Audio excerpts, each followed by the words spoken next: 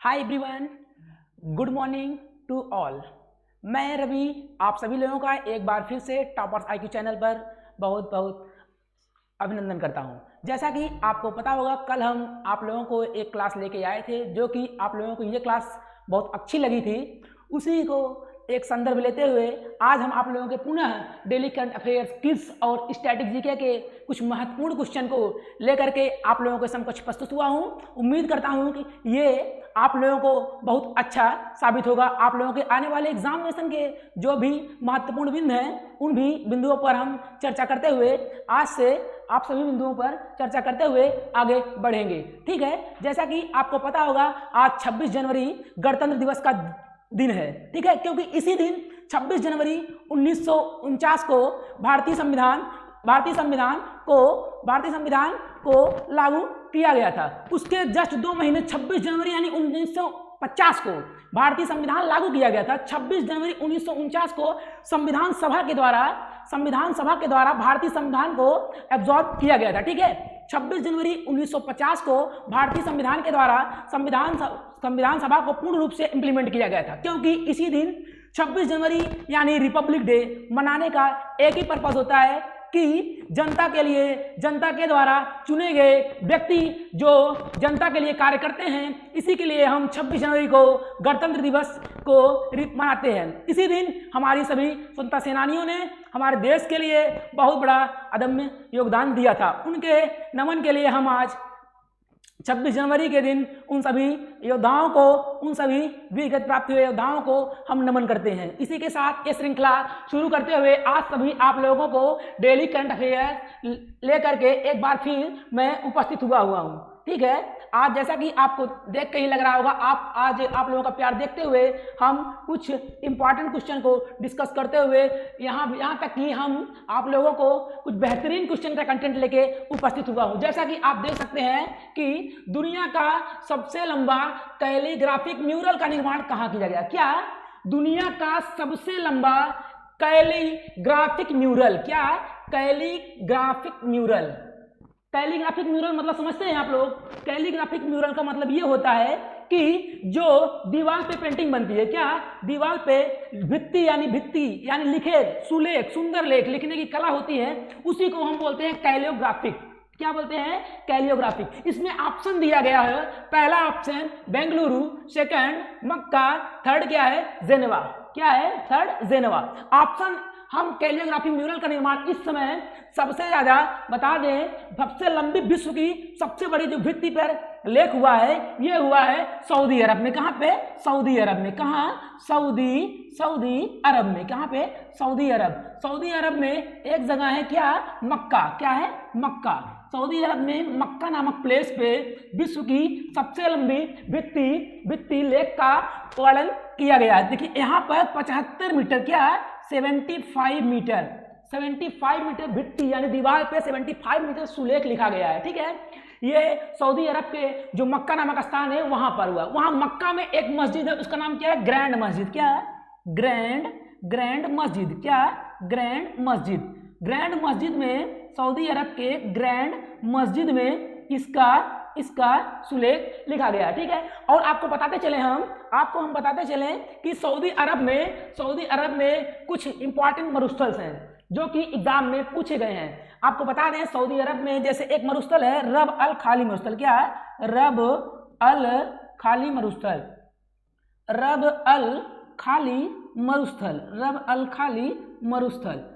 अल खाली मरुस्थल ये सऊदी अरब में स्थित है, जो कि विश्व का सबसे बड़ा रेतीला मरुस्थल है। क्या? रेतीला यानी शुष्क मरुस्थल है। दूसरा आपको बता दें अल नेफूद। क्या?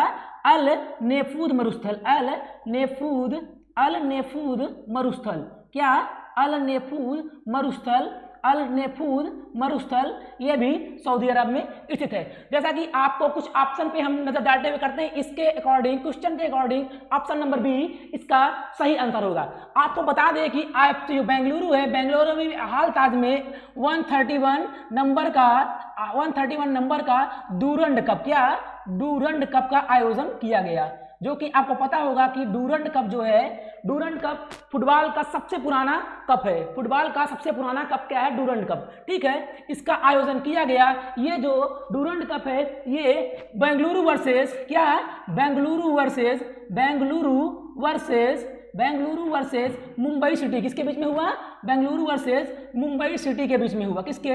Bengaluru versus Mumbai city. ठीक है, बेंगलुरु वर्सेस मुंबई सिटी के बीच में हुआ। इसमें बेंगलुरु क्या हुआ? इसका बेंगलुरु इसका क्या हो गया? बेंगलुरु इसका विनर हो गया। क्या? विनर हो गया। ठीक है, ये मुंबई इसका लूजर हो गया। क्या? लूजर हो गया। ठीक, मुंबई इसका लूजर हो गया, ये बेंगलुरु इसका विनर हो गया। आपको और कुछ बता दें कि कुछ और ट्रॉफियां हैं जो कि फुटबॉल से संबंधित है। ये डूरंड कप किससे संबंधित है? आपको बता दें, डूरंड कप संबंधित है फुटबॉल से। किससे? फुटबॉल से। डूरंड कप किससे संबंधित है? फुटबॉल से। फुटबॉल की कुछ और ट्रॉफियां आपको बता दें, जैसे सुब्रतो कप। क्या? सुब्रतो कप। ये एग्जाम में पूछा गया है कि सुब्रतो कप किससे संबंधित है। क्या? सुब्रतो कप किससे संबंधित है। ठीक है, जैसे सुब्रतो कप हो गया, आपको बता दें डूरंड कप तो आप देख ही रहे हैं, जैसे फीफा कप। क्या? FIFA world cup. अभी हाल ताज में फीफा वर्ल्ड कप भी हुआ है, फीफा कप भी ये फुटबॉल से संबंधित है। ठीक है, फीफा कप भी फुटबॉल से संबंधित है। और जैसे आपको बता दें, अभी कुछ चीजें आपको और बता दें, ये जेनेवा आपको पता ही होगा, जेनेवा में कुछ अंतरराष्ट्रीय संघ का मुख्यालय भी है, जैसे WTO। क्या? WHO यानी विश्व वर्ल्ड ट्रेड ऑर्गेनाइजेशन। क्या? वर्ल्ड ट्रेड ऑर्गेनाइजेशन यानी विश्व व्यापार संगठन। और WHO यानी वर्ल्ड हेल्थ ऑर्गेनाइजेशन यानी विश्व स्वास्थ्य संगठन। और आपको बता दें ILO यानी इंटरनेशनल लेबर ऑर्गेनाइजेशन। क्या? इंटरनेशनल लेबर ऑर्गेनाइजेशन यानी अंतरराष्ट्रीय श्रमिक संगठन। ये एग्जाम में इसके जो है फुल फॉर्म्स पूछे जाते हैं, इसको आप लोग ध्यान रखिएगा। जैसे आपको बता दूं वर्ल्ड इकोनॉमिक फोरम। क्या? वर्ल्ड इकोनॉमिक फोरम, इसके भी मुख्यालय जेनेवा में है। इसके भी मुख्यालय क्या है? जेनेवा। आपको बता दें कि एग्जाम में पूछा गया है कि WTO की महिला अध्यक्ष पहली बार ये यहाँ पर WHO की पहली महिला जो निर्वाचित हुई है, इसके अध्यक्ष कौन है? तो आपको बता दें कि WHO की जो महिला अध्यक्ष हैं, ये अध्यक्ष कौन है? नागोजी ओंकोजा-इवेला। क्या? नागोजी ओंकोजी-इवेला। क्या? नागोजी ओंकोजी-इवेला। ये है कहाँ की? क्योंकि भी एग्जाम में पूछा गया है कि नागोजी ओंकोजी-इवेला ये है कहाँ की? ये है नाइजीरिया। कहाँ की है? नाइजीरिया की रहने वाली हैं, ये नाइजीरिया की रहने वाली। ठीक है, अब आपको एग्जाम में पूछ भी सकता है कि WHO की स्थापना कब हुई थी, तो आप बता सकते हैं कि WHO की जो स्थापना हुई थी, आपको बता दें कि WHO हाल फिलहाल एग्जाम में पूछा गया था कि स्थापना कब हुई थी। 1 जनवरी 1995। क्या? 1 जनवरी 1995 WHO की स्थापना हुई। ठीक है, आपको बता दें कि WTO की स्थापना कब हुई थी। ठीक है, आपको कुछ और बता सकते हैं, इसी के एग्जाम देखते हैं। इसे पूछ लेगा कि WTO क्या? WTO वर्ल्ड ट्रेड ऑर्गेनाइजेशन यानी वर्ल्ड ट्रेड ऑर्गेनाइजेशन। क्या? World trade organization. क्या? World trade organization. क्या? वर्ल्ड ट्रेड ऑर्गेनाइजेशन यानी विश्व व्यापार संगठन। क्या? विश्व व्यापार संगठन। क्या? विश्व व्यापार संगठन। ठीक, वर्ल्ड ट्रेड ऑर्गेनाइजेशन यानी विश्व व्यापार संगठन, वर्ल्ड ट्रेड ऑर्गेनाइजेशन। इसके अध्यक्ष कौन है पूछेगा, तो डॉक्टर टेड्रोस। क्या? डॉक्टर टेड्रोस ये इसके क्या है? हेड है। ठीक है, WTO के हेड कौन है? Doctor Tedros. ठीक है, अभी आपको बता दें कि ILO। क्या? ILO पूछता है इसकी स्थापना कब हुई? 1999 में। ठीक है, 1919 में इसकी स्थापना हुई थी। ILO के लेबर ऑर्गेनाइजेशन है ये अंतर्राष्ट्रीय लेवल पर जो श्रमिक संगठन है उसको एक व्यवस्थित मंच देने के लिए ILO की स्थापना की गई थी। ठीक है, अब इसी के साथ हम आपको कुछ और बता दें कि लंदन में अभी ओलंपिक हुए हैं। क्या है? लंदन में अभी ओलंपिक हुए हैं, जैसे कि हाल में आपको पता है कि बर्मिंघम ओलंपिक है, ये लंदन में हुआ। क्या? बर्मिंघम ओलंपिक जो है, बर्मिंघम ओलंपिक ये कहाँ पे हुए हैं? लंदन में हुए। ये किस नंबर के हैं? 22वें नंबर। क्या 22वें नंबर का ओलंपिक है, ये लंदन में हुआ है। ठीक है, अभी आगे हम कुछ क्वेश्चन को डिस्कस भी करेंगे बिकॉज ऑफ दैट, क्योंकि अभी ये क्वेश्चन अभी आगे हम सीरीज में लिए हुए हैं। ठीक है, अब आगे चलते हैं अगले क्वेश्चन पर। क्या अब चलते हैं अगले क्वेश्चन पर। दूसरा, हाल ही में प्रलय अभ्यास, क्या प्रलय अभ्यास कहाँ आयोजित हुआ है? जैसा कि मित्रों आप सब देख सकते हैं, ये अभी एग्जाम में पूछा गया है कि प्रलय अभ्यास कहाँ हुआ है। आपको बता दें कि इसका ऑप्शन आप देख के ही लग रहा होगा कि प्रलय अभ्यास हुआ कहाँ पे होगा। देखिए, प्रलय अभ्यास पहला ऑप्शन दिया है तवांग, क्या तवांग।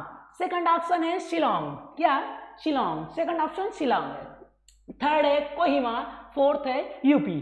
अब आपको बता दें कि प्रलय अभ्यास जो है ये एयरफोर्स की एक अभ्यास है। क्या है ये? एयरफोर्स यानी भारतीय वायुसेना जो है, एयरफोर्स जो है उसकी भारतीय वायुसेना की एक एक्सरसाइज है। क्या है? भारतीय वायुसेना की एक एक्सरसाइज है। ठीक है, ये कहाँ पे हुआ है? देखिए, आपको इसे मान लीजिए भारत का जो मैप है, ये भारत का मैप आपको बता दें, भारत का जो मैप है, भारत के मैप में ये इसका नॉर्थ ईस्ट साइड है। क्या है? नॉर्थ ईस्ट साइड है। ठीक है, ये नॉर्थ ईस्ट जो डायरेक्शन है, यहाँ पे मेघालय यानी शिलांग में, मेघालय यानी शिलांग, मेघालय की राजधानी शिलांग में, मेघालय की राजधानी शिलांग में इसका आयोजन किया गया है। कहाँ पे किया गया है? नॉर्थ ईस्ट, नॉर्थ ईस्ट यानी उत्तर पूर्व। क्या? उत्तर पूर्व में इसका आयोजन किया गया है, मेघालय यानी शिलांग में। आपको बता दें कि प्रलय अभ्यास, इसी के साथ आपके कुछ महत्वपूर्ण अभ्यास के बारे में अभी हम चर्चा करेंगे। जैसा कि आप देख लीजिए, कुछ और आपको महत्वपूर्ण भी चर्चा करते हैं। शिलांग के बारे में आपको पता होगा, ये मेघालय की क्या है? कैपिटल है। क्या? मेघालय की कैपिटल है। क्या? मेघालय की राजधानी,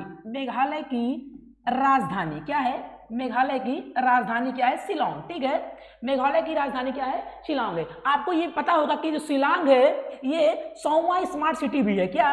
100वां स्मार्ट सिटी। क्या? 100वां स्मार्ट सिटी ये क्या है? मेघालय का शिलांग। ठीक है, 100वां स्मार्ट सिटी। अभी आपसे भी आप क्वेश्चन करेंगे पहली स्मार्ट सिटी कौन सी है? बिल्कुल जायज है, पहली स्मार्ट सिटी क्या है? फर्स्ट स्मार्ट सिटी जो है, फर्स्ट स्मार्ट सिटी ये भुवनेश्वर। क्या है? भुवनेश्वर। क्या? भुवनेश्वर ये फर्स्ट स्मार्ट सिटी है। ठीक है, और आपको बता दें उत्तर प्रदेश आपको यहाँ पे दिख रहा होगा। क्या? यूपी के बारे में कुछ महत्वपूर्ण बिंदु पे हम चर्चा करेंगे, क्योंकि उत्तर प्रदेश क्या है? ये सबसे बड़ा लोकसभा क्षेत्र है। क्या है? सबसे बड़ा लोकसभा क्षेत्र है भारत के राज्यों में, भारत के राज्यों में सबसे बड़ा लोकसभा क्षेत्र है। यहाँ पर लोकसभा की कितनी सीटें हैं? यहाँ पर लोकसभा की 80 सीटें हैं, सर्वाधिक 80 सीटें हैं। ठीक है, यहाँ पर लोकसभा की सर्वाधिक 80 सीटें हैं, और राज्यसभा यानी राज्यसभा की यहाँ पर टोटल 31 सीटें हैं। ये सबसे बड़ा लोकसभा क्षेत्र उत्तर प्रदेश और राज्यसभा क्षेत्र उत्तर प्रदेश ही है। ठीक है, आपको बताते चले हम उत्तर प्रदेश की जो राज्यपाल हैं ये आनंदीबेन पटेल। क्या? मिसेस आनंदीबेन पटेल। कौन है? आनंदीबेन पटेल। क्या? आनंदीबेन पटेल। क्या? आनंदीबेन पटेल। ठीक है, आनंदीबेन पटेल। और इसी के बारे में आपको और बता दें कि यहाँ पे जो सीएम है, सीएम मिस्टर योगी आदित्यनाथ जी। आप लोगों को पता भी होगा, मिस्टर योगी आदित्यनाथ जी। क्या? मिस्टर योगी आदित्यनाथ जी। ठीक है, आदित्यनाथ। ठीक है, आपको बता दें कि इसी के साथ हम नेक्स्ट क्वेश्चन पर चलते हैं। हम आपको इसी तरीके से अच्छे क्वेश्चन आप लोगों के बीच में हम डिस्कस करते रहेंगे। आप लोग बस प्यार बनाए रखना अपना, जैसा कि आपने पिछले वीडियो में बहुत अच्छा अपना रिस्पांस दिया, उसी को देखते हुए मैं इस सीरीज को पुनः एक बार आप लोगों के समक्ष लेकर प्रस्तुत हुआ हूं। अगर आप मेरी सीरीज को प्रतिदिन डेली बेसिस पे आप देखते रहेंगे, उम्मीद है एक समय आएगा आप लोग जीएस के एक अच्छे कंटेंट में लेकर के एग्जाम में पहुंचेंगे, तो आपको देखने से ही लगेगा ये क्वेश्चन मैंने पिछली क्लास में पढ़ा ही था। ठीक है, आइए चर्चा करते हैं नेक्स्ट क्वेश्चन पे। क्या? अगर बता दें कि हम जो अभी एक्सरसाइज पढ़े हैं, कुछ एक्सरसाइज महत्वपूर्ण जो है एग्जाम के दृष्टिकोण से जो अच्छी हैं, जो उचित हैं, आप लोगों को हम कहें तो हम आपको बता देते हैं। ठीक है, जैसे कुछ एक्सरसाइज है। ठीक है, एक्सरसाइज बता दें आप जैसे कुछ महत्वपूर्ण एक्सरसाइज के बारे में, जैसे एक्सरसाइज एक होती है, एक्सरसाइज क्या होती है, एक्सरसाइज वरुण, क्या है, वरुण पूछे, एक्सरसाइज वरुण पूछे या गरुड़ पूछे, एक्सरसाइज वरुण या गरुड़ पूछे, तो ये कहाँ होती है, भारत और फ्रांस के बीच में, कहाँ पे, इंडिया यानी भारत और फ्रांस के बीच में ये एक्सरसाइज होती है, कहाँ पे, भारत और फ्रांस के बीच में ये एक्सरसाइज होती है। और एक्सरसाइज के बारे में आपको बता दें, जैसे एक एक्सरसाइज है, एक्सरसाइज क्या एक्सरसाइज है, एक्सरसाइज युद्धाभ्यास, क्या है, युद्धाभ्यास, क्या, युद्धाभ्यास क्या है, ऐसे पूछेगा कि एक्सरसाइज युद्धाभ्यास, या आपसे पूछ लेगा ऑपरेशन ट्रम्प, क्या है, अभ्यास ट्रम्प, क्या, ट्रम्प, ट्रम्प, एक्सरसाइज ट्रम्प पूछ लेगा आपसे, ठीक है, या पूछ लेगा एक्सरसाइज ट्रम्प, या पूछ लेगा आपसे एक्सरसाइज कोप, क्या है, एक्सरसाइज कोप, ये सब किसके किसके बीच में होता है, तो भारत और यूएसए, किसके बीच में, भारत और यूएसए के बीच में होता है, ठीक है।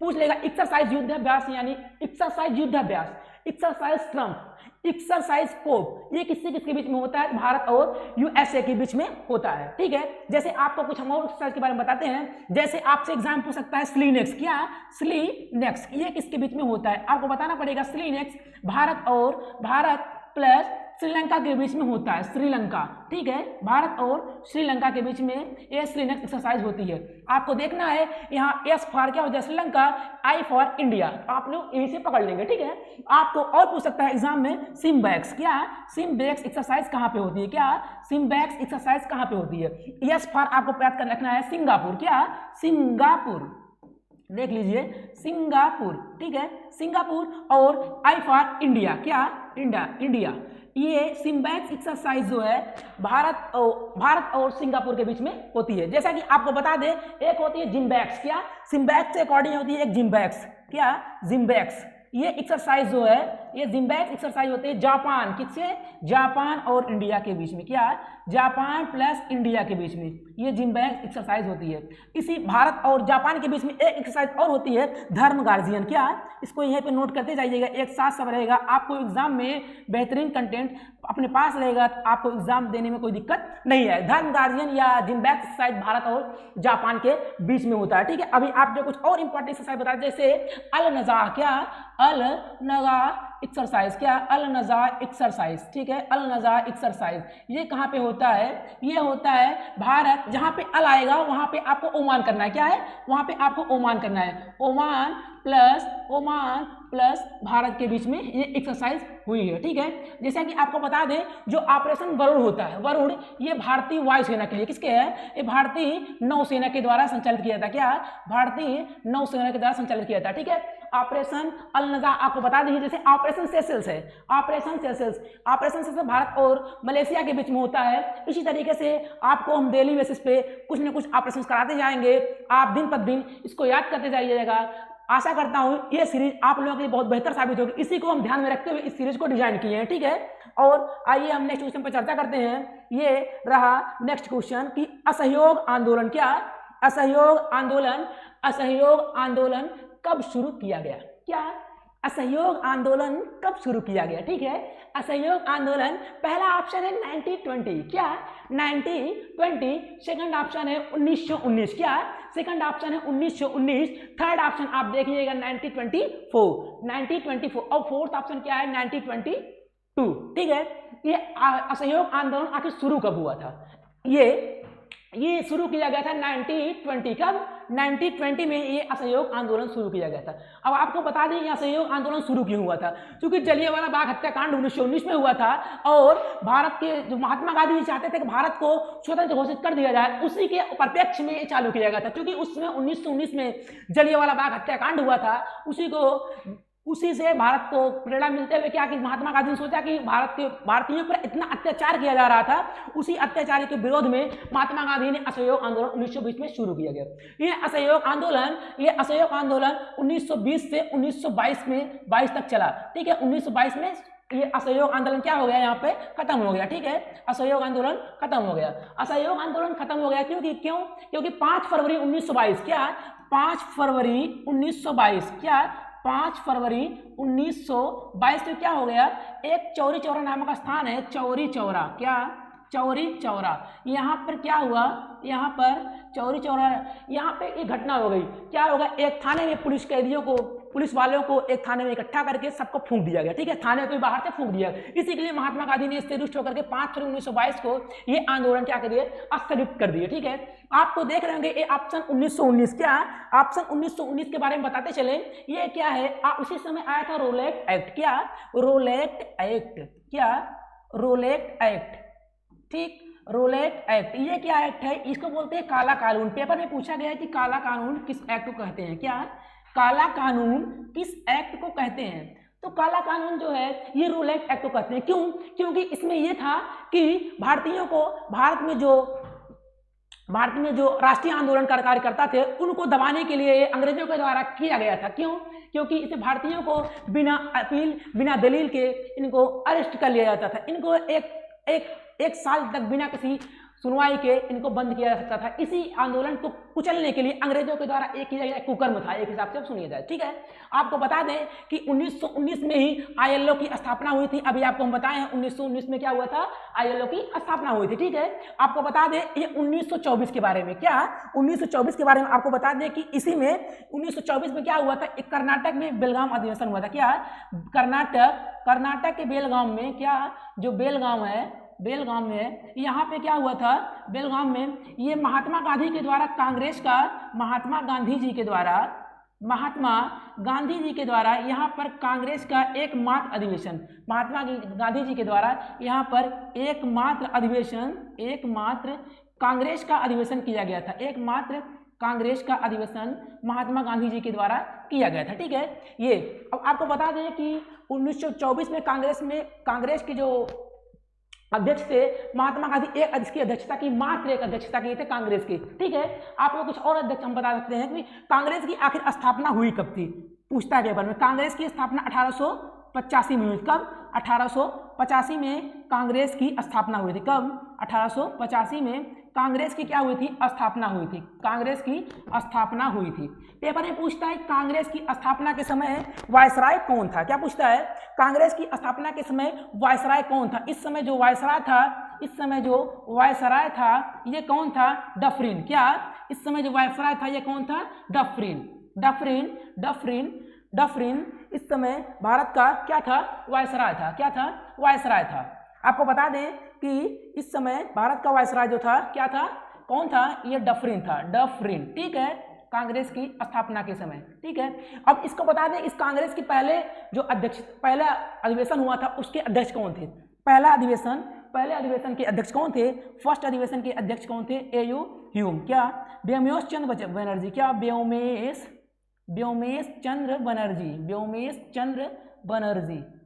चंद्र बनर्जी। ये कांग्रेस का पहला अधिवेशन था जो कहाँ हुआ था, मुंबई में। कहाँ हुआ था प्यारे बच्चों, मुंबई में हुआ था, ठीक है, ये मुंबई में हुआ था। इसके अध्यक्ष कौन थे, इसके अध्यक्ष कौन थे, कांग्रेस के पहले अधिवेशन के अध्यक्ष व्योमेश चंद्र बनर्जी थे। आपको बता दें कांग्रेस का जो दूसरा अधिवेशन हुआ था, कांग्रेस का दूसरा अधिवेशन कहाँ पे हुआ था, मद्रास में हुआ था। क्या, मद्रास में हुआ था, मद्रास में। इसकी अध्यक्षता किसने की थी, इसकी अध्यक्षता दादा भाई नौरोजी ने की। क्या, किसने की, दादा भाई नौरोजी। क्या, दादा भाई नौरोजी। एग्जाम में ये इंपॉर्टेंट क्यों है, इंपॉर्टेंट इसलिए है कि एग्जाम में पूछता है कि मद्रास में जो कांग्रेस का दूसरा अधिवेशन हुआ था उसकी अध्यक्षता दादा भाई नौरोजी की थी। ये कौन पारसियन थे, ये कौन से, ये पारसी धर्म से थे। किससे, पारसी धर्म से, ठीक है, ये पारसियन से, ठीक है। पूछता है पेपर में कांग्रेस का सेकंड अधिवेशन जो हुआ था उसमें उसकी अध्यक्षता किसने किया था, दादा भाई नौरोजी ने की थी, ठीक है। और पूछता है कांग्रेस के कुछ इंपॉर्टेंट जो क्या बोलते हैं अधिवेशन है हम आपको धीरे धीरे करा देंगे, ठीक है। इसी तरीके से आप लोग हमसे बनाए रखिएगा अपना प्यार, हम धीरे धीरे आप लोगों को पूरी सीरीज इसी तरीके से करा देंगे, ठीक है। जैसे ये इंपॉर्टेंट हो गया, अभी कुछ और जो इंपॉर्टेंट है हम आपको कल अच्छी तरीके से पूरे सीरीज लेके आएंगे, ठीक है। जैसे कि आपको ये नेक्स्ट क्वेश्चन दिख रहा होगा, विधि के समक्ष समानता किस अनुच्छेद में है। क्या, विधि की समक्ष समानता किस अनुच्छेद में है। ऑप्शन ए क्या है, ये अनुच्छेद 14। क्या, अनुच्छेद 14। और सेकंड ऑप्शन है आर्टिकल 15। क्या, आर्टिकल 15। थर्ड ऑप्शन है आर्टिकल 17। क्या, आर्टिकल 17। और फोर्थ ऑप्शन है आर्टिकल 23। आर्टिकल 21, ठीक है। अब विधि के समक्ष समानता, यानी कानून सबके लिए बराबर है, चाहे गरीब हो, चाहे अमीर हो, चाहे कोई भी हो, सबके लिए कानून एक समान है, ठीक है। विधि के समक्ष समानता का यही अभिप्राय है। अब बता दें इसके अकॉर्डिंग कौन सा ऑप्शन सही होगा। विधि के समक्ष समानता यानी आर्टिकल 14, क्या आर्टिकल 14 में कहा गया है कि सबके लिए एक कानून होगा, चाहे राजा का बेटा हो, चाहे प्रजा का बेटा हो, चाहे गरीब हो, चाहे अमीर हो, सबके लिए एक ही कानून रहेगा, ठीक है। अब आपको बता दें कि आर्टिकल जो 15 है, क्या आर्टिकल 15 क्या है, आर्टिकल 15 में क्या कहा गया है, आर्टिकल 14 में ये कहा गया है कि 14 में कहा गया है विधि के समक्ष समानता, तो 15 में कहा गया है लिंग जाति वेद, क्या लिंग जाति के आधार पर किसी से भेदभाव नहीं किया जाए, क्या लिंग जाति आधार पर भेदभाव जो है, भेदभाव ये नहीं किया जाए, क्या किया जाएगा, नहीं किया जाएगा, लिंग जाति के आधार पर भेदभाव नहीं किया जाएगा। अब आपको बता दें इसी में एक आर्टिकल है, आर्टिकल 16, क्या आर्टिकल 16, ठीक है। आर्टिकल 16 क्या कहता है, आर्टिकल 16 ये कहता है जब भेदभाव नहीं होगा तो सबको एक समान अवसर मिलेगा, क्या सरकारी लोक नियोजन यानी सरकारी कार्यों में, क्या लोक नियोजन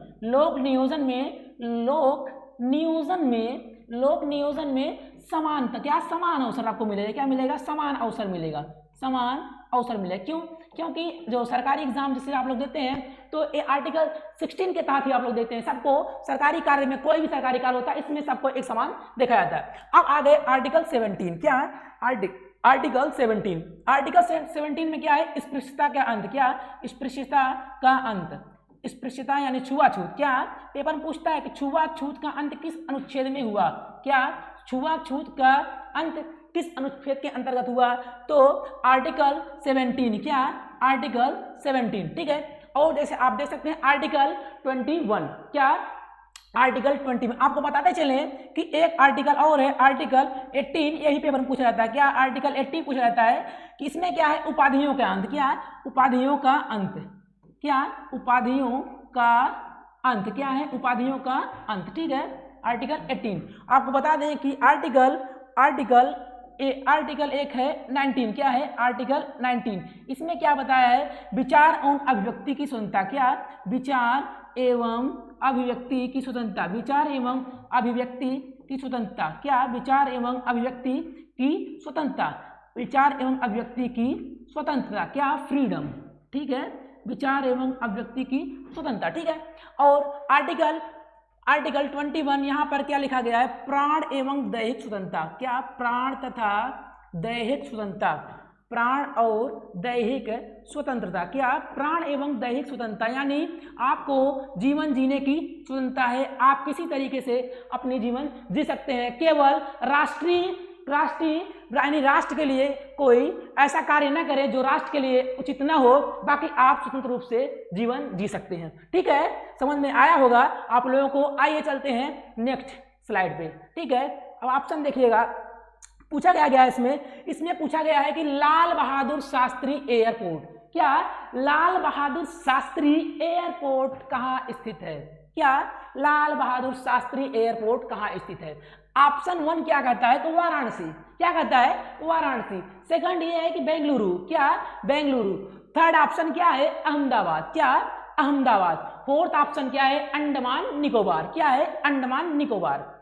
आप देखिएगा कि लाल बहादुर शास्त्री जो एयरपोर्ट है ये उत्तर प्रदेश के वाराणसी में, कहाँ पे है, यूपी के वाराणसी में, कहाँ पे है, यूपी के वाराणसी में सबसे पहले ये अंतर्राष्ट्रीय हवाई अड्डा हुआ करता था, ये क्या है, वाराणसी, ठीक है। और इसी तरीके से आप सभी लोगों को कुछ प्रमुख हवाई अड्डे जो कि एग्जाम में पूछे जाते हैं उन सभी को हम एक अच्छे तरीके से डिस्कस करेंगे। बेंगलुरु में जैसा कि आपको हम कल बताए भी थे, एक एयरपोर्ट क्या है, कैंपेगौड़ा, क्या कैंपेगौड़ा एयरपोर्ट, कैंपेगौड़ा एयरपोर्ट ये कहाँ पे है, ये बेंगलुरु में है, कहाँ पे है, ये बेंगलुरु में है, ठीक है।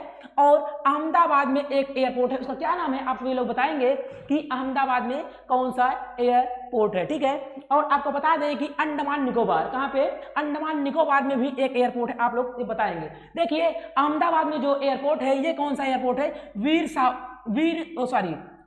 कौन सा एयरपोर्ट है, सॉरी, एक मिनट।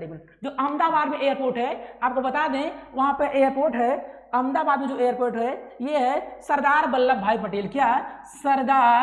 सरदार वल्लभ भाई पटेल। किसकी है? सरदार वल्लभ भाई पटेल की एयरपोर्ट है यहाँ पे इनके नाम से, ठीक है।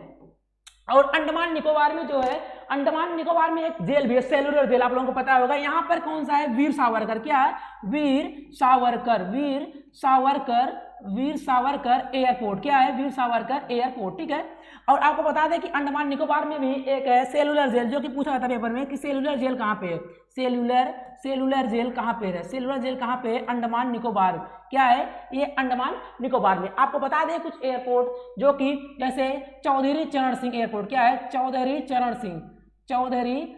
सिंह एयरपोर्ट। क्या? चौधरी चरण सिंह एयरपोर्ट कहाँ पे है? चौधरी चरण सिंह एयरपोर्ट। ये आपके यूपी के लखनऊ में है। जो बच्चे उत्तर प्रदेश के होंगे उनको पता होगा कि ये यूपी के लखनऊ में है चौधरी चरण सिंह एयरपोर्ट, ठीक है। आपको कुछ और महत्वपूर्ण एयरपोर्ट जो है आपको हम बता देते हैं, आप लोग याद रखिएगा जो पेपर में पूछे गए हैं अभी तक। जैसा कि आपको बता दें कि दावोलिम एयरपोर्ट। क्या? दावोलिम एयरपोर्ट। क्या है?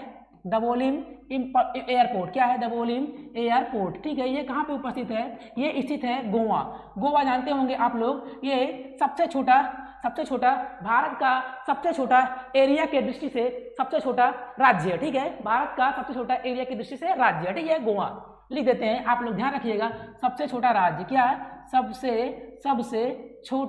सबसे छोटा राज्य, भारत का सबसे छोटा राज्य है, लेकिन किसके अकॉर्डिंग है? एरिया बेसिस पे। क्या है? एरिया बेसिस पे, ठीक है। भारत का सबसे छोटा राज्य एरिया बेसिस पे, ठीक है। और एक एयरपोर्ट आपके बारे में और बता सकते हैं, जैसे कि आपका एक एयरपोर्ट अहिल्याबाई होलकर। क्या? अहिल्याबाई होलकर एयरपोर्ट। क्या? अहिल्याबाई होलकर। आपको पता होगा अहिल्याबाई होलकर जी, ये एक स्टेडियम भी है अहिल्याबाई होलकर, एक एयरपोर्ट भी है, जो कि दोनों कहाँ पे हैं? जो कि दोनों हैं ये इंदौर कहाँ है? पेपर पूछ सकता है कि इंदौर आखिर कहाँ पे है? इंदौर कहाँ पे है? मध्य प्रदेश में। कहाँ है? ये है मध्य प्रदेश में, ठीक है। अहिल्याबाई होलकर स्टेडियम। और जैसे कि कुछ और जो इम्पोर्टेंट है आपको हम धीरे धीरे कराते रहेंगे, आपको ये स्लाइड अच्छी लगेगी उम्मीद करता हूँ, ठीक है। और रहा ये अगला क्वेश्चन आप सभी लोगों के लिए, ये रहा भारतीय संविधान। क्या? इंडियन कॉन्स्टिट्यूशन में 10वीं अनुसूची किस संविधान संशोधन द्वारा जोड़ी गई? भारतीय संविधान में 10वीं अनुसूची किस संविधान संशोधन द्वारा जोड़ी गई? ऑप्शन पहला है क्या? 52वां संविधान संशोधन, 52 कॉन्स्टिट्यूशन अमेंडमेंट। सेकंड ऑप्शन है 42वां संविधान संशोधन। थर्ड ऑप्शन है 21 कॉन्स्टिट्यूशन अमेंडमेंट। फोर्थ है 44वां अमेंडमेंट, ठीक है। आपको बता दें कि भारतीय संविधान में जो 10वीं अनुसूची जोड़ी गई, कुछ अनुसूचियां क्यों संशोधन किया जाता है? संशोधन करने का एक ही पर्पज होता है, क्योंकि संविधान में जब शुरू में संविधान बना था उस समय आपको बता दें को मात्र 395 अनुच्छेद थे। कितने? 395 अनुच्छेद थे, ठीक है। इसमें समय समय पर होता क्या गया कि समय समय में इसमें बदलाव करते गए। जो बदलाव करते हैं तो उसको संविधान संशोधन के तहत से जाना जाता है, ठीक है। उसमें 395 अनुच्छेद थे, 12 क्या थी? अनुसूचियां थी। क्या है? 12 क्या थी? अनुसूचियां थी। जब संविधान स्टार्टिंग बना था उस समय 395 अनुच्छेद, 12 अनुसूची और कितने भाग थे? 22 भाग थे। ये चीज आप लोग याद रखिएगा, ये पेपर में पूछी जाती है। देखिए आपको बता दें कि भारतीय संविधान में 10वीं अनुसूची किस संविधान संशोधन द्वारा जोड़ी गई? ये है ऑप्शन नंबर ए 52वां कॉन्स्टिट्यूशन अमेंडमेंट, ठीक है। ये हुआ कब था? 1985। कब हुआ था? 1985 में हुआ था, ठीक है। 1985 में हुआ था। ये पूछता है किसके शासनकाल में हुआ था? आखिर ये दल बदल संविधान संशोधन किसके शासनकाल में हुआ था? ये हुआ था उसमें भारत के प्रधानमंत्री कौन थे? राजीव गांधी जी। कौन थे? राजीव गांधी के शासनकाल में ये हुआ था दल बदल कानून। इसमें होता क्या था कि जैसे मान लीजिए इस समय सबसे बड़ी पार्टी है बीजेपी, ठीक है। मान लीजिए बीजेपी ने 300 सीटें हासिल की हैं और कांग्रेस 200 सीटें हासिल की। इसमें होता था क्या? चुनाव के अकॉर्डिंग होना चाहिए तो बीजेपी की सरकार बनेगी, लेकिन उसमें होता क्या है कि मान लीजिए कांग्रेस ने 100 विधायक को खरीद करके अपनी सरकार बना ली, इसलिए इसको रोकने के लिए दल बदल कानून लाया गया। राजीव गांधी जी के द्वारा। तो ये भारतीय संविधान में 52वें संविधान संशोधन 1985 के तहत इसे जोड़ा गया। आपको कुछ और महत्वपूर्ण जो संविधान संशोधन है आपको बताते चले। ये 42वां संविधान संशोधन, क्या 42वां संविधान संशोधन ये हुआ कब था? आखिर ये 1976 कब हुआ था? 1976 में हुआ था, ठीक है, 1976 में हुआ था। ये किसके शासनकाल में हुआ था आखिर? ये भी पूछा जा सकता है एग्जाम के दृष्टिकोण से। आपको बता दें कि इस संविधान संशोधन में जो एक सरदार स्वर्ण सिंह समिति थी, क्या थी? सरदार स्वर्ण सिंह कमेटी, क्या? सरदार स्वर्ण सिंह कमेटी, क्या? सरदार स्वर्ण सिंह कमेटी, क्या? सरदार स्वर्ण सिंह कमेटी यानी समिति, सरदार स्वर्ण सिंह समिति के हिसाब से ये 42वां संविधान संशोधन हुआ। इसमें कहा गया है, इस संविधान संशोधन में ये कहा गया था कि प्रस्तावना संविधान का अंग है, क्या?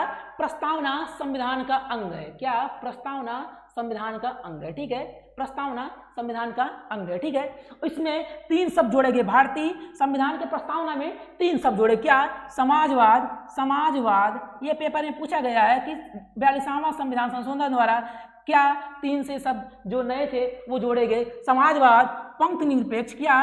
पंथ निरपेक्ष, समाजवाद, पंथ निरपेक्ष और अखंडता, क्या? अखंडता। ये 42वें संविधान संशोधन 1976 के द्वारा जोड़ा गया, क्या? 42वें संविधान संशोधन 1976 के द्वारा ये संविधान में जोड़ा गया, ठीक है। आपको कुछ और बताते चले कि जो 21वां संविधान संशोधन क्या है? 21वां संविधान संशोधन है, क्या? 21वां संविधान संशोधन है, ये 1967 कब हुआ था? 1967, क्या? 1967 में हुआ था। इसमें हुआ क्या था? जब स्टार्टिंग में संविधान बना था उस समय कितनी भाषाएं थी? उस समय मात्र 14 भाषाएं थी। कितनी भाषाएं थी? 14 भाषा थी, ठीक है। उसके बाद समय समय पर अमेंडमेंट होते गए, उसके बाद इसमें आगे चल के 8 भाषाएं और ऐड हो गई। कितनी भाषाएं? 8 भाषाएं और ऐड हो गई, ठीक है। उसके बाद अब संविधान पेपर में पूछ सकता है कि अब संविधान में कितनी भाषाएं हैं, तो आप लोगों को बताना पड़ेगा कितनी? 22, कितनी? 22 भाषाएं। इस समय संविधान में कितनी भाषाएं हैं? 22 भाषाएं इस समय संविधान में है, ठीक है। जो 21वां संविधान संशोधन 1967 था, इसमें भारतीय संविधान में सिंधी भाषा, कौन सी भाषा? सिंधी भाषा को जोड़ा गया। किसी भाषा को? सिंधी भाषा को जोड़ा गया, क्या? सिंधी भाषा को जोड़ा गया। हम अभी सभी भाषाओं को जो संविधान में जोड़े गए हैं इंपॉर्टेंट, हम सभी को चर्चा करके आप लोगों को एक जगह पर उपस्थित करवा देते ताकि आप लोग दोबारा इसको भूलिएगा नहीं। देखो, जैसे एक है 21वां संविधान संशोधन और है एक 71वां संविधान संशोधन, एक है 92वां संशोधन, क्या? 21, 71, 92। देखिए 21 में 71 ऐड करेंगे आएगा 92, ठीक है। 21वां संविधान संशोधन आखिर कब हुआ था? इसका स्थान पूछता है कभी को, तो इसको पढ़ेंगे 1967, क्या? 1967, ठीक है। और 71वां हुआ कब था? ये 71वां हुआ था 1992। इसकी भी सन पूछता है कभी को, ठीक है। ये सन आप लोग इसे ध्यान रखें। और जो 92वां अमेंडमेंट कब हुआ था? ये हुआ था 2003 में, ठीक है। अब इसमें ऐड क्या किया गया? आपको बता दें कि 21वां 1967 में इसमें ऐड किया गया केवल मात्र सिंधी भाषा, क्या? सिंधी भाषा को ऐड किया था। इस भाषा को, सिंधी भाषा को संविधान में ऐड किया गया, ठीक है। उस स्टार्टिंग में कितनी भाषाएं थी? 14, बाद में कितनी ऐड हुई? 8। अब टोटल कितनी भाषाएं हो गई? 22। स्टार्टिंग में ये थी, उसके बाद ये ऐड हुई, अब हो कितना? 22, ठीक है। 21वां संविधान 1967 के द्वारा सिंधी भाषा को ऐड किया गया। अब 71वां संविधान संशोधन 1992 में हुआ क्या? इसमें 3 भाषाएं जो है, एक है शार्ट, आपको ट्रिक बता दें, ये नमक, क्या? नमक आप लोग याद, टाटा का नमक आप लोग खाए ही होंगे, इसलिए आप नमक से याद रखिएगा। न से क्या होता है? नेपाली, क्या?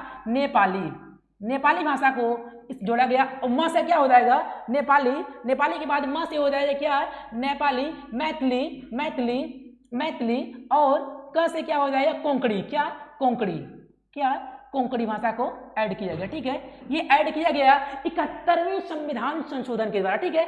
आपको बता दें कि जो 92वां संविधान संशोधन 2003 हुआ था, ये भी पेपर में पूछा गया था कि इसमें कौन कौन सी भाषाएं ऐड की गई हैं। आपको बता दें इसमें आपको रखा BDMS, क्या रखना है? BDMS आपको याद रखना है, ठीक है। इसमें बी फार क्या होगा? बोडो, बी फार बोडो, बी फार बोडो, डी फार क्या होगा? डोगरी, क्या? डोगरी, बोडो, डोगरी, ठीक है। एम से इसको आप ब्रैकेट में क्लोज करिए। एम से क्या हो जाएगा? मैथिली, क्या है? मैथिली भाषा। और यस से क्या हो जाएगा? ये संथाली भाषा, क्या? संथाली भाषा। अब आप लोग देख लीजिएगा, क्या 14 स्टार्टिंग में थी, एक भाषा सिंधी ऐड कीजिएगा, 15 हो गए। 15 के बाद 3 इसमें भाषाएं नमक, नेपाली, पुरी, नेपाली, मणिपुरी, कोंकणी, सॉरी यहाँ पे क्या है मणिपुरी, क्या है मणिपुरी, आप लोग ध्यान दीजिएगा, ठीक है। ये क्या है मणिपुरी, क्या है मणिपुरी, नेपाली, मणिपुरी, नेपाली, मणिपुरी, क्या है मणिपुरी और कोंकणी, नेपाली, मणिपुरी और कोंकणी। एक 15 हो गया, 15 3 18, एक ये हो गया, एक ये 18, 18 के बाद एक ये डोंगरी, संथाली, 4 18 22, टोटल कितनी भाषाएं होंगी 22 भाषाएं होंगी संविधान में, ठीक है। अब आपको एक महत्वपूर्ण संविधान संशोधन आपको दिख रहा है 44वां, बहुत इंपॉर्टेंट, क्या है 44वां, बहुत इंपॉर्टेंट है, क्या है 44वां संविधान संशोधन 1978 कब हुआ था, ये 1978 में हुआ था। ये बहुत इंपॉर्टेंट है, क्यों, इसमें क्या होगा था 44वां संविधान संशोधन में ये कहा गया था कि जो संपत्ति का अधिकार है ये एक विधिक अधिकार है, ठीक है। संपत्ति का अधिकार क्या है, एक विधिक अधिकार है, इसमें यही कहा गया था, ठीक है। 44 कॉन्स्टिट्यूशन अमेंडमेंट 1978 में, इसमें हुआ क्या है, जो आर्टिकल 31 था, क्या आर्टिकल 31 इसको हटा दिया गया, क्या आर्टिकल 31 को हटा दिया गया। अब इसको ले जाकर कहाँ ऐड कर दिया गया, आर्टिकल 300A में, कितने में 300A में ऐड कर दिया, ठीक है। आर्टिकल 300A में इसको जाकर के ऐड कर दी। संपत्ति का अधिकार एक विधिक अधिकार होगा, ये किसने कहा गया 44वां संविधान संशोधन 1948 में। संपत्ति का जो अधिकार होगा ये एक कानूनी अधिकार होगा, क्या संपत्ति का अधिकार एक विधिक अधिकार, ठीक है। संपत्ति का विधिक अधिकार इसी में कहा गया, ठीक है, विधिक अधिकार इसी में कहा गया, ठीक है। हम धीरे धीरे आपको सभी जो इंपॉर्टेंट अमेंडमेंट है हम धीरे धीरे आपको सब कराते चलेंगे, ठीक है। अब आते हैं नेक्स्ट क्वेश्चन की तरफ। खालसा पंथ की स्थापना कब हुई, क्या खालसा पंथ की स्थापना किस सिख गुरु के द्वारा किया गया है, क्या खालसा पंथ की स्थापना किस सिख गुरु के द्वारा किया गया। देखिए ये जो सिख धर्म बहुत इंपॉर्टेंट है, परीक्षा की दृष्टि से आने वाले जो समय में क्वेश्चन बन रहे हैं, इसी से क्वेश्चन बन रहे हैं जो कि आपके लिए बहुत महत्वपूर्ण है। आइए डिस्कस करते हैं। देखिए पहला ऑप्शन है गुरु गोविंद सिंह, क्या गुरु गोविंद सिंह। सेकंड ऑप्शन है गुरु नानक देव, क्या सेकंड ऑप्शन है गुरु नानक देव। आइए थर्ड ऑप्शन है गुरु अर्जुन देव, क्या गुरु अर्जुन देव। और फोर्थ ऑप्शन है गुरु हरगोविंद, गुरु हरगोविंद। इसमें जितने भी नाम लिखे गए ये परीक्षा की दृष्टि से बहुत महत्वपूर्ण है। आइए बताते हैं खालसा पंथ की स्थापना किसके द्वारा की गई थी, ये की गई थी गुरु गोविंद सिंह के द्वारा, ठीक है, गुरु गोविंद सिंह के द्वारा किया गया था। सिख जो है सिख धर्म बहुत महत्वपूर्ण था एग्जाम के दृष्टि से, ठीक है। इसी के लिए हम इस पे एक क्वेश्चन आप लोगों के बीच में डिस्कस करने वाले हैं, ठीक है। गुरु गोविंद सिंह ये सिख धर्म के कौन से गुरु थे, गुरु गोविंद सिंह सिख धर्म के कौन से गुरु थे, 10वें गुरु। क्या सिख धर्म के 10वें गुरु कौन थे, ये थे गुरु गोविंद सिंह। क्या गुरु गोविंद सिंह सिख धर्म के 10वें गुरु थे। इसके बाद क्या हुआ, जो सिख धर्म था उसमें गुरु ग्रंथ साहिब को ही गुरु मान लिया गया, उसके बाद से कोई गुरु नहीं आया, ठीक है। अब आपको बता दें कि गुरु नानक देव जो कि बहुत इंपॉर्टेंट है, गुरु नानक देव जी जो है ये सिख धर्म के संस्थापक, क्या सिख धर्म के संस्थापक क्या है, ये संस्थापक है, क्या है संस्थापक है यही गुरु नानक देव जी महाराज, ठीक है।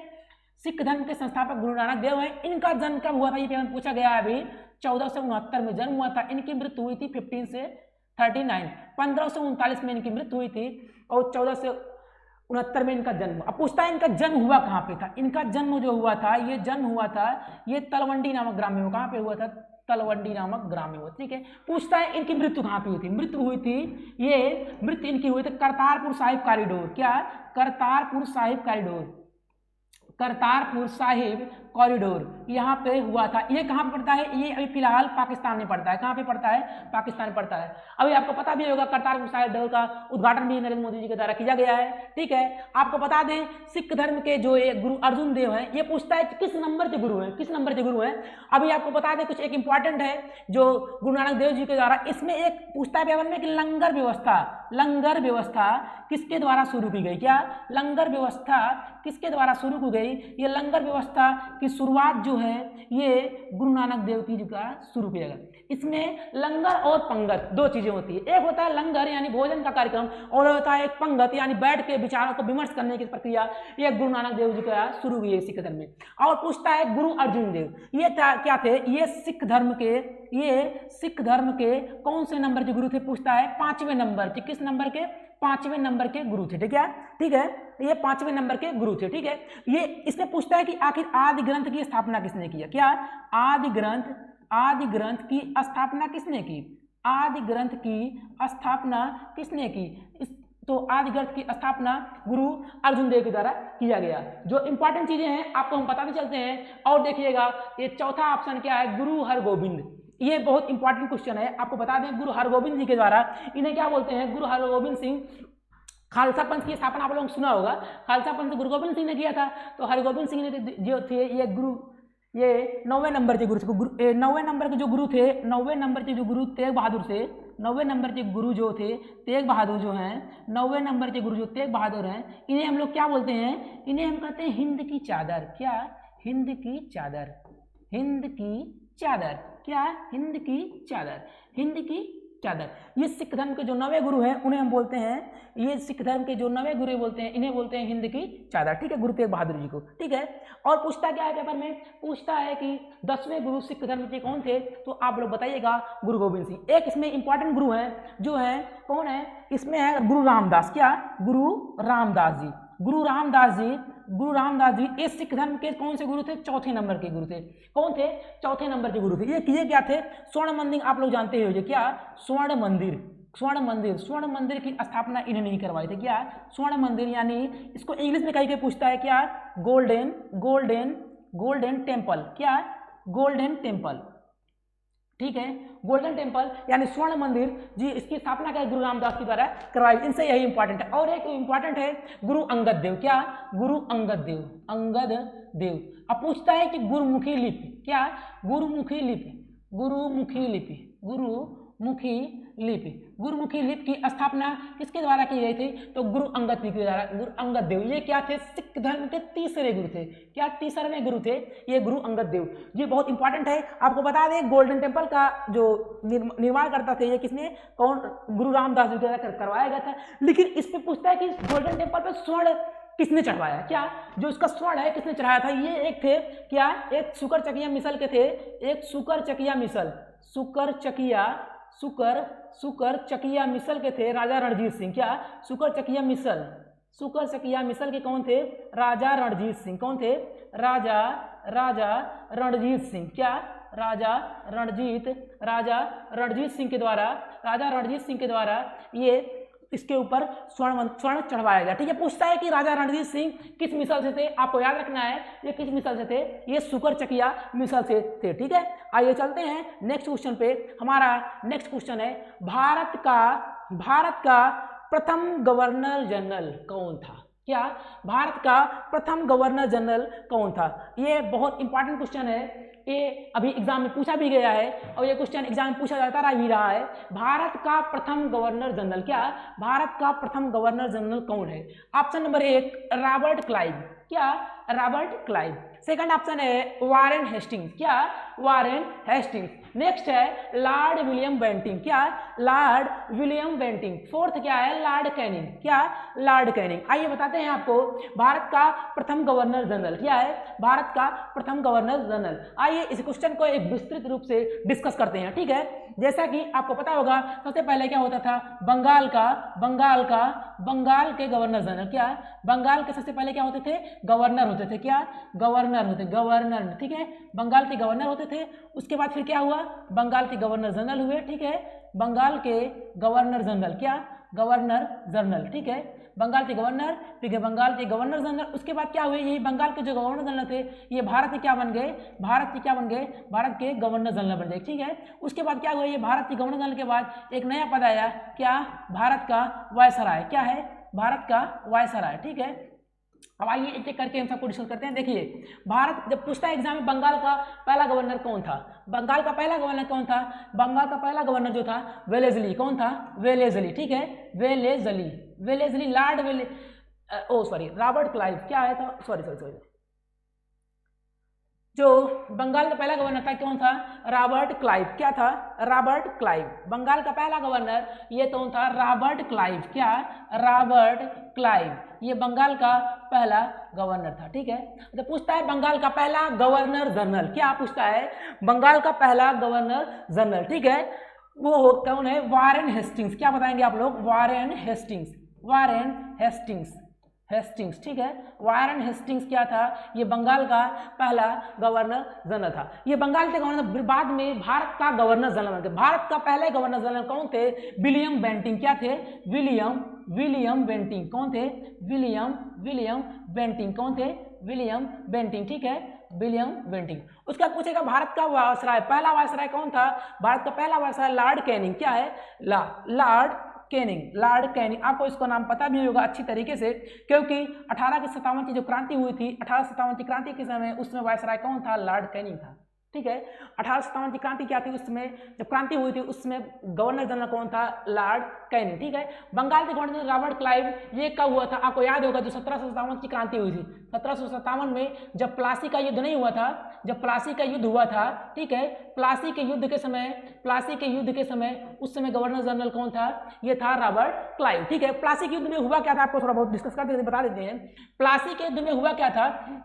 इसमें ईस्ट इंडिया कंपनी और सिराजुद्दौला के बीच में युद्ध हुआ था। क्या? सिराजुद्दौला के बीच में युद्ध हुआ था। ठीक है, ईस्ट इंडिया कंपनी और सिराजुद्दौला के बीच में वार हुआ था। ईस्ट इंडिया कंपनी और सिराजुद्दौला के बीच में वार हुआ था। उसमें हुआ क्या था? ईस्ट इंडिया कंपनी की विजय हुई थी। इसमें क्या हुआ? ईस्ट इंडिया कंपनी की विजय हुई थी और सिराजुद्दौला इसमें हार गया था। इस युद्ध का क्या हुआ निर्णय? एग्जाम पूछता है कि इस युद्ध का आखिर निर्णय क्या निकला। इस युद्ध के दौरान क्या हुआ?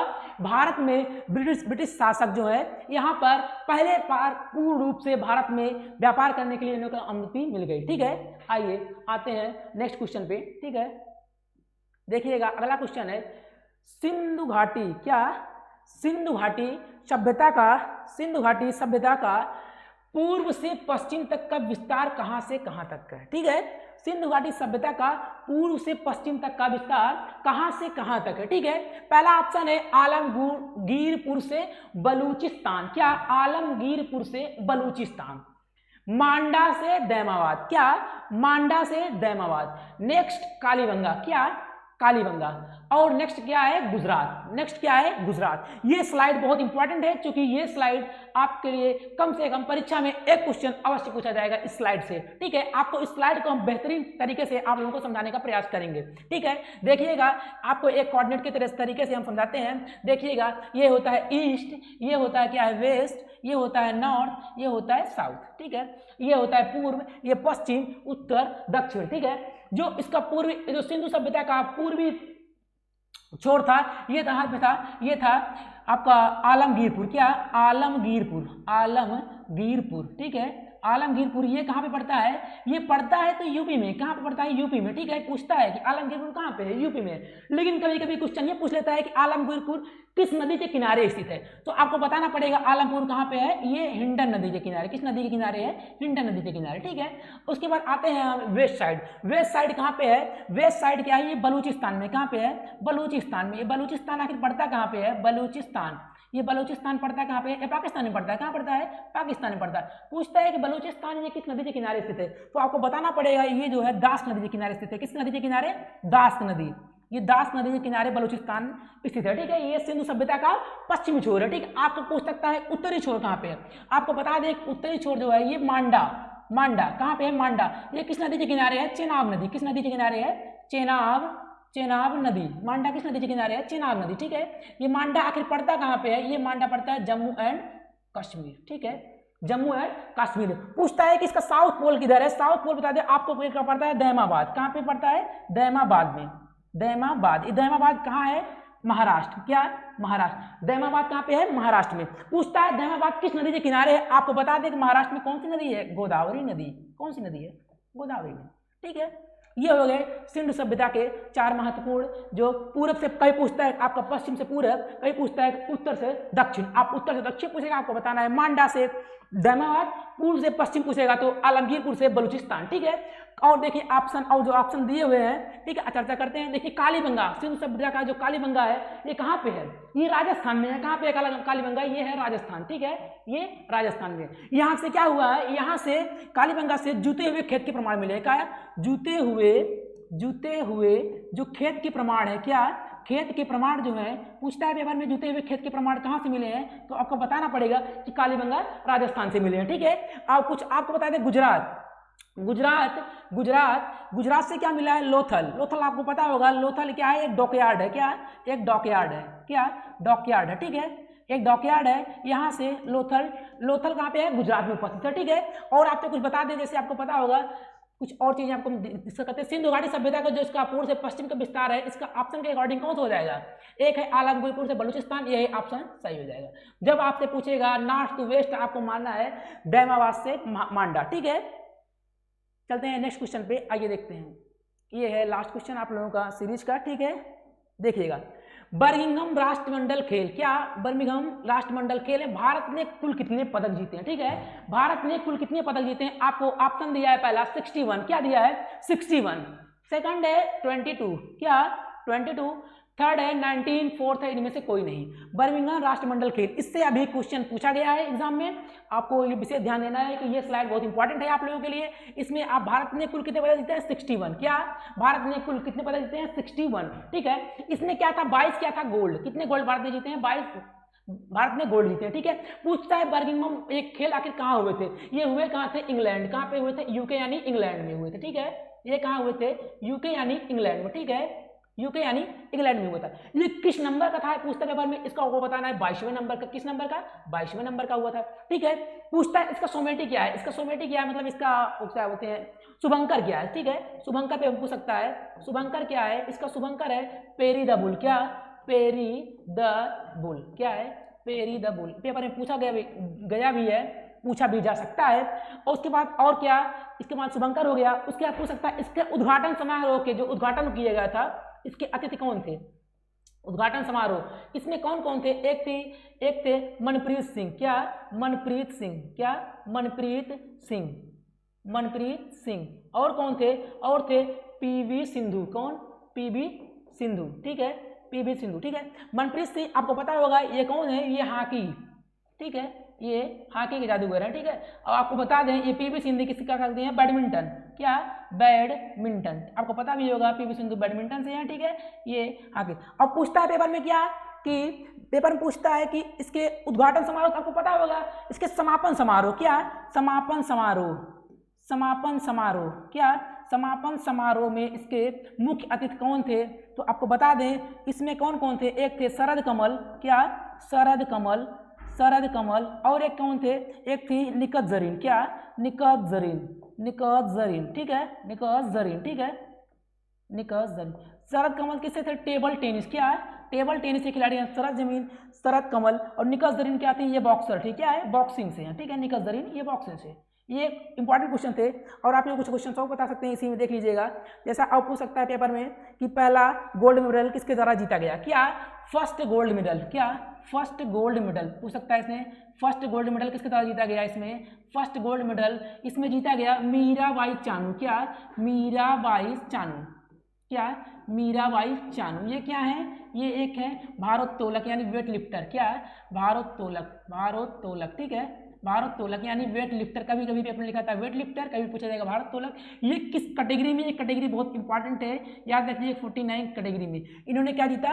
पहला गोल्ड जीता, ठीक है, पहला गोल्ड ये जीते, ठीक है। पूछेगा कि गोल्ड सेकंड गोल्ड में क्या, जैसे आपको पूछ सकता है अंचिता सेवली, क्या अंचिता सेवली, क्या अंचिता सेवली, ठीक है, अंचिता सेवली ये गोल्ड जीती हैं, ये भी गोल्ड विनर हैं, ये भी वेट लिफ्टर हैं, क्या वेट लिफ्टर, ठीक है, वेट लिफ्टर यानी भारोत्तोलक, क्या भारोत्तोलक, ठीक है, वेट लिफ्टर, ठीक है। पूछेगा अंचिता सेवली के बाद पूछ सकता है आपसे, मान लीजिए थर्ड पूछ सकता है कि गोल्ड लिफ्टर में, मान लीजिए आपसे पूछ सकता है कि पीवी सिंधु, क्या पीवी सिंधु, ये भी क्या की है? पीवी सिंधु ये भी गोल्ड मेडल विजेता है, ठीक है, गोल्ड मेडल। पीवी सिंधु आपको पता है ये किसकी खिलाड़ी रह चुकी हैं? बैडमिंटन, क्या बैडमिंटन, ठीक है, बैडमिंटन, ठीक है। आपको बता दें एक इंपॉर्टेंट क्या है? सुधीर अपना सुधीर, ठीक है, सुधीर ने power lifting, para power lifting, क्या पैरा पावर लिफ्टिंग, ठीक है, पैरा पावर लिफ्टिंग।